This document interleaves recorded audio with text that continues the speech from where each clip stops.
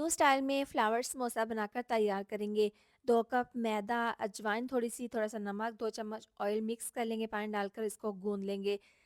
इसको 30 मिनट का रेस्ट दे देंगे। आलू को मैश करके हरा धनिया, आधी चम्मच नमक, आधी चम्मच कुटी हुई लाल मिर्च, पिसी हुई काली मिर्च, ज़ीरा पाउडर और कॉर्नफ्लोर 2 चम्मच डालकर इसको अच्छे से मिक्स कर लेंगे। अब इसके छोटे-छोटे से बॉल तैयार कर लेंगे इस तरीके से। जो हमने आटा गूँथ कर रखा था उसकी बड़ी-सी रोटी बेल लेंगे और चौरस शेप में इस तरीके से कटर की मदद से पीसेस काट लेंगे।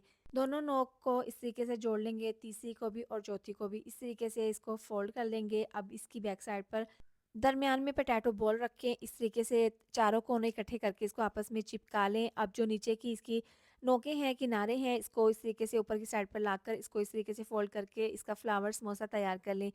ऑयल को गरम कर लें, बिल्कुल स्लो आँच पर इस तरीके से फ्राई कर लें। गोल्डन कलर आने के बाद निकाल लें। बहुत ही मज़ेदार क्रिस्पी फ्लावर समोसा तैयार है।